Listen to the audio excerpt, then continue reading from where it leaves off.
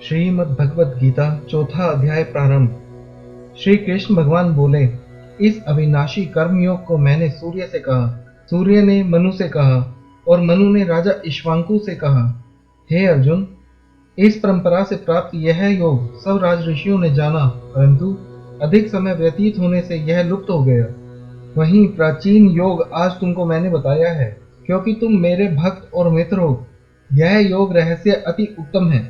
अर्जुन कहने लगे, आपका जन्म तो अभी हुआ है और सूर्य का जन्म बहुत पहले हुआ था। मैं कैसे मानूं कि आपने सूर्य को यह योग बताया है। श्री कृष्ण बोले, हे अर्जुन, मेरे और तुम्हारे अनेक जन्म हो चुके हैं, मुझे याद है और तुम भूल गए हो। जन्म से रहित अविनाशी संपूर्ण प्राणियों का स्वामी अपनी प्रकृति में स्थित हूँ, तथापि अपनी माया से जन्मता हूँ। हे भारत, जब जब धर्म की हानि होती है और अधर्म का प्राबल्य हो जाता है, तब तब ही मैं जन्म लेता हूँ। साधुओं की रक्षा, पापियों का नाश और धर्म की स्थापना करने के लिए प्रत्येक युग में जन्मता हूँ। जो मेरे इस अलौकिक जन्म और कर्म का तत्व जानता है, वह मृत्यु होने पर फिर जन्म नहीं लेता और मुझ में लीन हो जाता है। इस भांति मोह, भय और क्रोध को त्याग कर मुझ में भक्ति करके मेरी शरणागति हो बहुत से मनुष्य ज्ञान रूपी तप से पवित्र होकर मुझ में मिल गए हैं। जो जिस भाव से मेरा पूजन करता है, उसको मैं उसी प्रकार का फल देता हूँ। हे पार्थ, मनुष्य सब प्रकार से मेरे मार्ग का अनुसरण करते हैं, अर्थात यह चाहे जिसकी सेवा करे वह मेरी ही सेवा है। मनुष्य लोक में कर्म सिद्धि की इच्छा करने वाले देवताओं का पूजन करते हैं, क्योंकि इस लोक में कर्म की सिद्धि शीघ्र होती है। मैंने चारों वर्णों की सृष्टि अपने अपने गुण और कर्म से की है। सृष्टि का कर्ता मैं हूँ, तथापि मुझे अकर्ता अविनाशी जानो। कर्म मुझको वृद्ध नहीं कर सकते, तथापि कर्म फल में मेरी कामना नहीं है। इस प्रकार जो मुझको पहचानता है, वह कर्मों के बंधन में नहीं पड़ता। अतएव पूर्व पुरुषों के किए हुए कर्म को तू भी कर।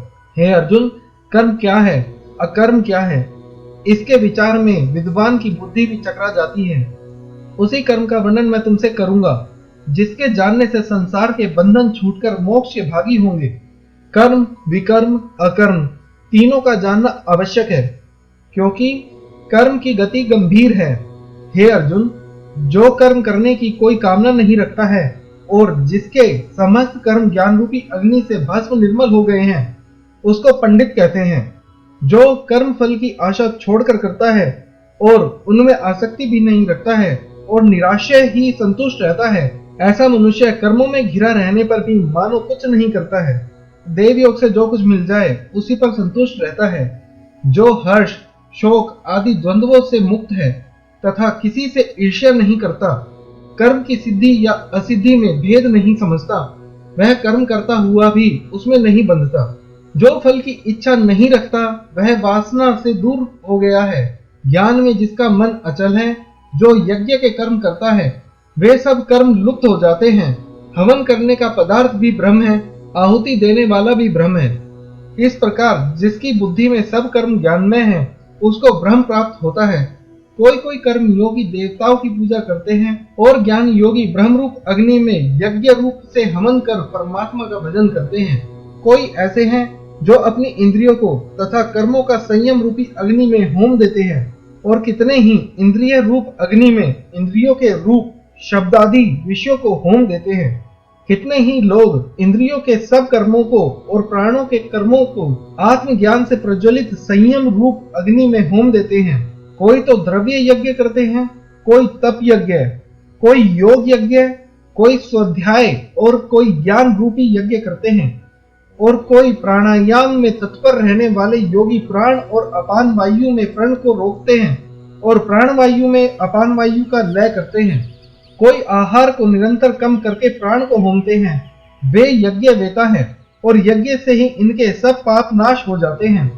जो यज्ञ में बचे हुए अमृत रूप अन्न को खाते हैं, वे सनातन ब्रह्म को प्राप्त होते हैं। हे अर्जुन, जो यज्ञ नहीं करते हैं, उनको यह लोक और परलोक दोनों ही नहीं है। इस प्रकार से बहुत से यज्ञ वेद में विस्तार सहित वर्णित हैं। इन सबको कर्म से उत्पन्न हुए जानो। हे परंतप, द्रव्य में यज्ञ से ज्ञान यज्ञ उत्तम है। हे पार्थ, फल सहित सब कर्म ज्ञान में समाप्त हो जाते हैं। सो उस ज्ञान यज्ञ का तत्वदर्शी और ज्ञानी लोग तुमको उपदेश करेंगे। इसलिए तुम उनकी सेवा करना और उनको विनय पूर्वक प्रसन्न करके ज्ञान यज्ञ जानना। इस ज्ञान का लाभ प्राप्त करके तुमको ऐसा मोह फिर नहीं होगा। इसी ज्ञान से समस्त प्राणियों को तुम अपने में और मुझ में देखोगे। यदि सब प्राणियों से भी अधिक पाप करने वाले हो तो भी ज्ञान रूपी नौका से ही सब पाप रूपी समुद्र को पाप कर जाओगे। हे अर्जुन, जिस प्रकार प्रज्वलित अग्नि लकड़ी को जलाकर भस्म कर देती है, वैसे ही ज्ञान रूपी अग्नि सब कर्मों को भस्म कर डालती है। इस लोक में ज्ञान के समान पवित्र और कुछ भी नहीं।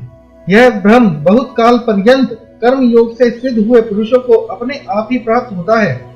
जो श्रद्धावान पुरुष इंद्रियों को जीतकर ब्रह्म ज्ञान में लगा रहता है, वह ज्ञान को प्राप्त करता है और ज्ञान को पाकर अल्प समय में शांति को पा जाता है। अज्ञानी, श्रद्धा रहित और जिनके मन में संदेह है, ऐसे जो पुरुष हैं वह नष्ट हो जाते हैं। जिनके मन में संदेह रहता है उनको यह लोक, परलोक और सुख कुछ भी प्राप्त नहीं होता। जिसने परमेश्वराधना और निष्काम कर्म योग के आशय से कर्म बंधन त्याग दिए हैं, हे अर्जुन, उस आत्मज्ञानी पुरुष को कर्म नहीं बांधते। अतएव अज्ञान से उत्पन्न हुए चित्त के इस संशय को ज्ञान रूपी तलवार से काटकर मेरे बताए हुए कर्म योग को करने के लिए प्रस्तुत हो जाओ। श्रीमद् भगवत गीता 4वां अध्याय समाप्त।